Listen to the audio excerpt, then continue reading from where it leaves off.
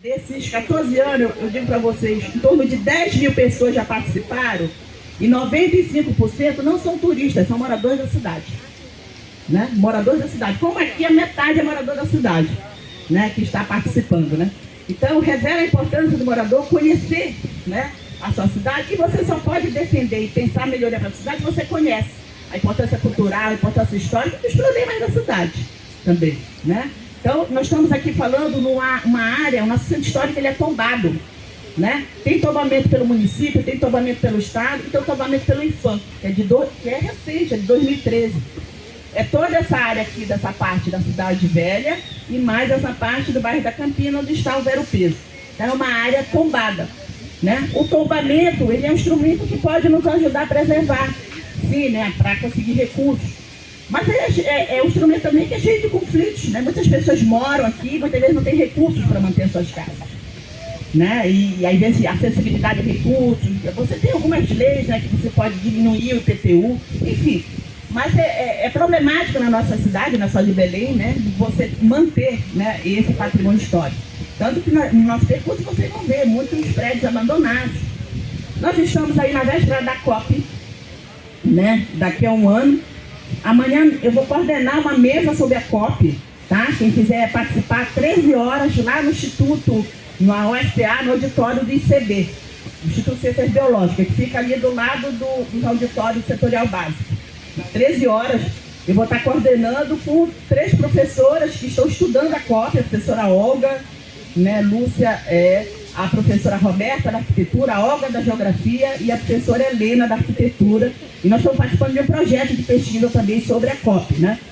Então, inclusive, a gente olhou, vai ser o único momento que vai se discutir a COP na SBPC. Porque quando fechou a programação, foi lá em outubro, ainda não estava definido que a COP ia ser aqui, né? Mas a gente se adiantou, porque já tinha esse projeto.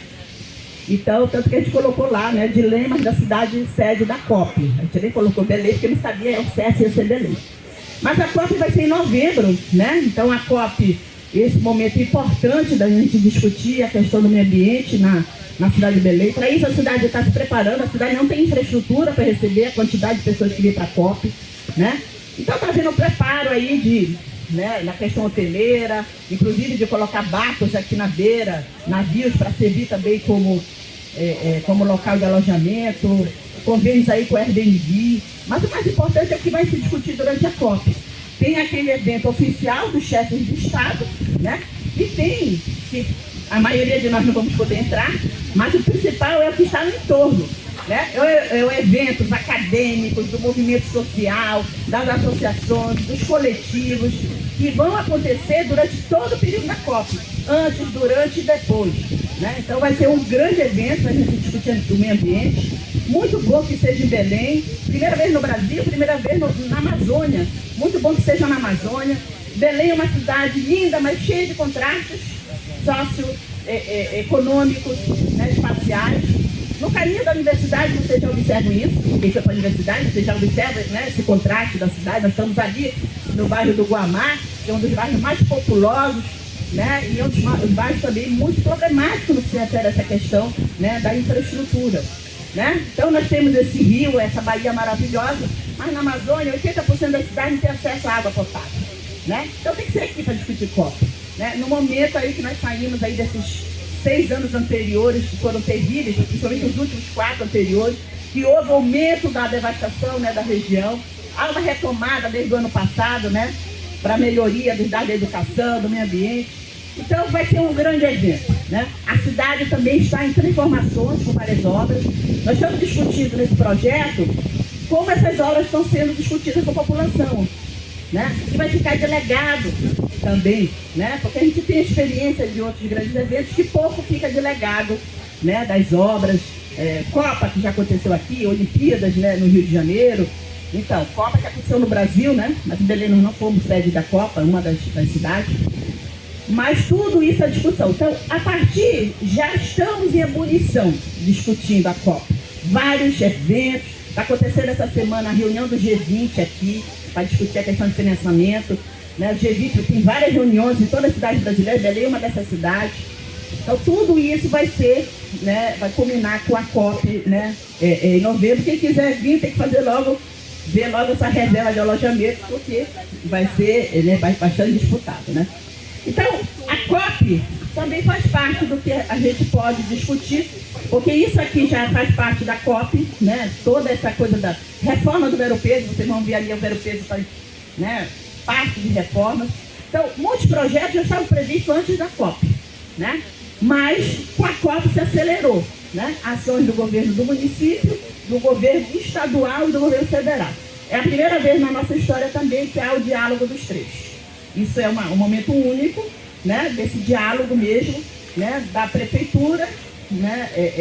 Que é o professor da arquitetura, o professor o Edmilson Rodrigues, né? Do estado, que é o governador Helder Barbalho, e do federal, que é o nosso governador, o nosso, né, presidente Lula. Né? Então, há uma integração, está havendo uma integração, né, das discussões, das ações que estão sendo feitas pela cidade. A gente tem reclamado que é pouco tempo, então muitas ações não estão, a maior parte não está sendo discutida com a população. Então, esse é um problema, né? Bom, eu acho que eu já falei demais, vou começar então a falar aqui da Fortaleza. Belém. Belém vai ser uma cidade fundada pelos portugueses em 1616, né? Lá no início do século XVII. Aonde é essa fundação da cidade? Aqui, nessa fortaleza. Não era essa fortaleza agora, dessa forma, né? Era uma fortaleza de taipa, que evidentemente foi destruída, foi reconstruída. Esse aqui já é resultado da reforma de 2000, quando se fez a reforma que se chamou do Complexo Sever-Lusitânia. A nossa fortaleza tinha um muro que é dessa altura aqui, né, que foi feito, né, pelos militares. Na época da reforma, né, se derrubou o muro para você ter essa vista, né, aqui do rio. Mas o que é importante dizer é que Belém e Amazônia, nós não podemos falar só a partir de 1616. Né? Nós tínhamos aqui sociedades indígenas, né, há milhares de anos ocupando aqui. Né? Nós tínhamos uma cidade indígena chamada Mairi. Se vocês observarem até o nosso símbolo lá, né, da SBPC, né, tem a ver com Mairi, e tem uma tenda lá que fala do Mairi. Né? Então, a cidade do Mairi, né, que é a cidade indígena.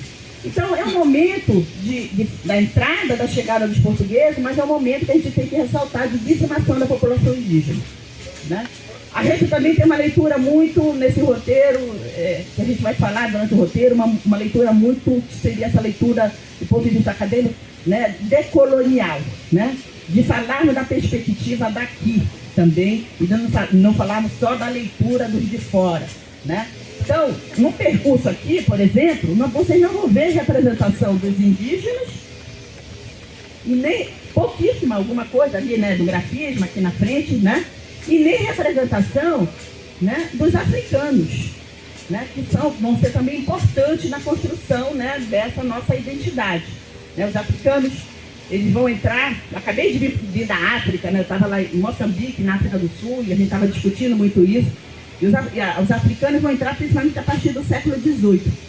E diferente do Rio e São Paulo, Rio e Bahia, Rio e Salvador, eles não vão entrar muito na cidade. Eles vão para o interior para trabalhar nas fazendas, né, nas fazendas de açúcar. Tanto que em Belém talvez vocês não identifiquem muito a presença dos afros, como vocês veem no Rio, né, em Salvador. Na verdade, aqui você vai ter muito essa miscigenação da figura do caboclo, né, que é essa mistura do branco, né, com índio, mas também índio com negro. Então essa mistura, né, que é a representação do que seria, né, é o nosso caboclo. Aqui eu digo, elas são caboclas afros também. Aqui. Essa aqui é a cabocla afro-indígena. Né? É bem, a Magali, eu acho que representa muito bem, né, o que eu estou falando aqui. Né?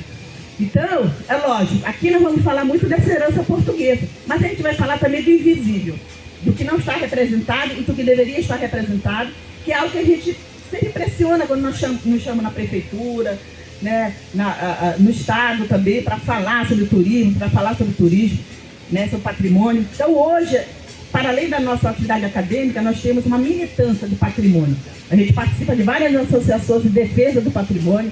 Tem um projeto circular que acontece aqui na cidade, que é um amplo projeto que une a cultura, os artistas, os ateliês, né, restaurantes. Ficam abertos primeiro domingo, a cada 2 meses, são 5 domingos no ano, né?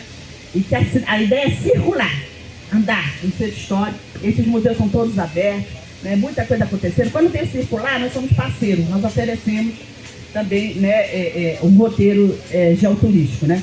Então hoje a cidade está em ebulição, por exemplo, nesse momento de COP, a gente tem um GT que a gente está discutindo o que vai ter para o centro histórico, né? Quais vão ser os impactos do centro histórico, né? Então tem esse debate que hoje a gente está muito além do que a gente faz na academia, de só produzir teses e dissertações, mas as teses e dissertações, elas trabalham nessa direção, né? Aqui a gente tem 2 exemplos aqui, né, que está fazendo mestrado, está terminando doutorado, né? O próprio Jonathan também está terminando mestrado, que estão discutindo essa questão do patrimônio e essa questão do turismo na cidade numa perspectiva crítica também.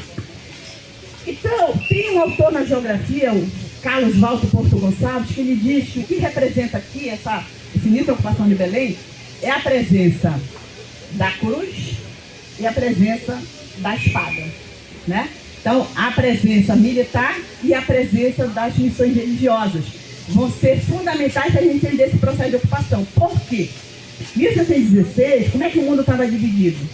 Tratado de Tordesilhas, cuja linha imaginária passava mais ou menos próximo a Belém, nós não temos marco desse tratado aqui, e descia até Laguna, Santa Catarina. Lá tem um marco que eles fizeram. Ou seja, tudo que estava daqui de Belém em direção ao Amazonas, em direção ao Pacífico, era espanhol. Certo? E tudo em direção ao Oceano Atlântico era português. Ou seja, a maior parte da Amazônia e a maior parte do Brasil era espanhol. Certo? Poderíamos estar agora falando espanhol, né? Mas aí houve essa estratégia do governo português, nesse século XVII, XVIII, de avançar, né, aqui pelo Rio Amazonas, estabelecendo justamente o quê? Fortalezas, que já era uma estratégia de todo o litoral, né? E também se unindo com os religiosos, várias missões religiosas, que vão também, perto dessas fortalezas, colocar igrejas, e que tinham uma missão muito maior. Por quê? Os indígenas que eram ocupantes aqui, eles eram considerados um problema ao processo de ocupação. Então, vamos dominar esses indígenas, catequizá-los, torná-los cristãos e transformar em mão de obra barata, escravizada, né? Para o produto daquela época, que era primeiramente as drogas do sertão. Não eram as drogas de hoje, as drogas do sertão eram as ervas, especiarias que estavam na floresta, né? E que tinham valor no mercado internacional, né? Então os religiosos dividem tudo que se conhecia da Amazônia e começam a fazer esse descimento dos indígenas. Sobem os rios, apresam os indígenas e descem para aldeamentos indígenas, ao lado das fortalezas, aí com a presença da igreja. Essa era a configuração, né, do século, né, 17. Com isso, Portugal vai avançando, né? Aí, o Rio Amazonas, isso aqui não é Rio Amazonas, tecnicamente. O Rio Amazonas chega na Ilha do Marajó, ele sai de forma livre na direção, no braço que vai em direção a Macapá, e aqui ele se dilui, quando chega aqui na Ilha do Marajó, né, em vários braços, e se encontra com outros rios, né? O rio Tocantins, o rio Pará, o rio Guamá, que é esse aqui, esse é o rio Guamá, né? Mas na época os portugueses diziam que era na entrada do Amazonas, evidentemente, né? Então a gente fala estrada do Amazonas, mas tecnicamente não é rio Amazonas, né? Isso é importante, né, dizer. Aí no século XVIII, esse tratado começa, o governo português começa com uma ação, né, para a Amazônia, de se pensar em ocupar e garantir a posse desse território brasileiro e da Amazônia, que era espanhol, para Portugal. E aí, o famoso Marquês de Pombal, que era o ministro das Relações Exteriores, né, de Portugal, quem foi em Lisboa sabe que tem uma estátua lá representando o Marquês, nunca pisou na Amazônia, mas manda o irmão dele, o Mendonça Furtado, ser governador aqui, né? O que é interessante, logo quando se tem aqui, o que nós tínhamos na configuração territorial, quando os portugueses chegam? O estado do Brasil, que a capital era Salvador, no século XVIII vai para o Rio de Janeiro, por causa do ouro. E aqui, esse novo território, vai ser primeiro estado do Maranhão e Grão-Pará, capital São Luís, que foi fundada antes de Belém, né? Mas nesse movimento do Marquês de Pombal, de dar importância de Belém, porque é estrategicamente localizada na entrada do Grande Rio, né? Tanto que Belém poderia ter sido ali na ponta da Ilha do Marajó, poderia ter sido aqui no litoral, na cidade de Salinópolis, mas escolheu-se aqui pela estratégia. Se vocês forem lá na ponta, vocês vão ver, e olhar o mapa, aqui nós estamos numa pequena península, né, na ponta. Poderia defender dos de fora e dos de dentro. Os de dentro eram os indígenas. E os de fora é porque estava todo mundo interessado na Amazônia, né? Além dos espanhóis, franceses, ingleses, holandeses, que ficaram com uma parte da Amazônia aqui, lá em cima, né? Guiana Francesa, Guiana, né? E Suriname, né? Então a ideia era fazer essa defesa. Aí o Marquês de Pombal manda o irmão dele ser governador, aí nesse momento muda. A capital passa a ser Belém, né? E nós estamos falando aí do meados do século XVIII. E logo a seguir separa, fica lá a província do Maranhão e aqui a província do Grão-Pará. E o que era o Grão-Pará? Tudo que se conhecia da Amazônia, tudo. Foi Amapá, Roraima, né, Rondônia, Mato Grosso não, que já tinha uma capitania, né? Então, tirando Maranhão, tirando Goiás e tirando Mato Grosso, tudo aqui era Grão-Pará. E Belém era essa cidade. Então, no século XVIII, a gente vai ver a cidade ela passa a ser importante, né, nesse processo de ocupação. Ele põe aqui a Companhia do Comércio do Grão-Pará, do comércio, né, do Grão-Pará, do comércio. É o momento que entra a atividade da agricultura, muito ligada à questão da cana-de-açúcar. Como vinha a cana-de-açúcar, mão de obra ideal, então, não seria mais a indígena. A indígena era para entrar na floresta. Por que não trouxeram o africano no início? Ele não sabia como entrar na floresta para coletar. Mas agora, com essa nova companhia, que era agricultura, traz-se quem? Que tinha experiência nessa agricultura que eles já faziam no litoral do Brasil. A mão de obra africana entra aí, né? E vai principalmente para o interior, né, da região. Tratado é refeito, né?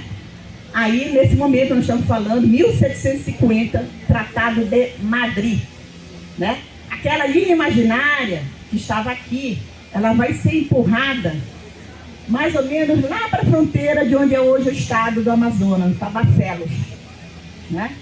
Então, qual era o princípio? Utipocidete. Quem, de fato, ocupou, de direito a de pertencer, né? E com esse princípio, né, é refeito o tratado e toda essa área territorial passa para o Brasil, né? Para o Brasil, e é mais ou menos a configuração do que é hoje a Amazônia. E só vai ser acrescida lá na borracha com Acre. Ainda não era, né? Da Amazônia no Acre vai ser acrescida, para vocês entenderem um pouco, né, essa configuração. Mas a cidade aqui, então a Fortaleza, ela vai ser de fundamental importância. A gente convida depois, hoje, outro dia, vocês entrarem aqui na Fortaleza, tem um museu, né? É o Museu do Encontro, que, né? A Irina vai falar um pouquinho também, né, dessa coisa do museu, para vocês entrarem e conhecerem esse museu, né? Vocês têm uma vista do Vero Peso belíssima. Então a cidade começa a se conformar aqui. Então essas primeiras ruas, essa é a cidade portuguesa. É a única capital da Amazônia que tem a forma de cidade portuguesa. Porque todas as outras vão surgir mais após esse período colonial, mais no período imperial. Por exemplo, Manaus você não tem uma cidade portuguesa. Porque Manaus só vai se formar lá no final no início da borracha. Você tem uma cidade lá da Belle Époque, um pouquinho, né? Mas aqui nós temos essa cidade portuguesa, que é essa parte aqui da cidade velha, toda, são ruas estreitas, e aqui o bairro da Campina, que é a nossa cidade, né, comercial. Essa é a configuração. Todas essas ordens, gente, nós temos igrejas aqui, né? Então, nós temos aqui, né, a primeira igreja, a igreja de Santo Alexandre, né, que hoje aqui é um museu, né?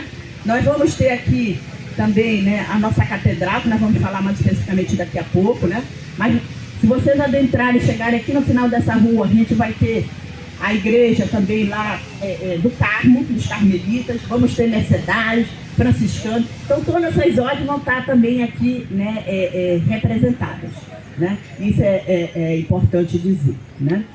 Então, é mais ou menos isso para falar dessa importância do que é esse ponto aqui, né, da presença da Fortaleza, da Fundação do Belém, nesse contexto, né, político, econômico, né, para a gente entender esse contexto geográfico, histórico, né, político, econômico, social. A gente, né, tem que fazer esse apanhado para a gente entender o que é a nossa cidade.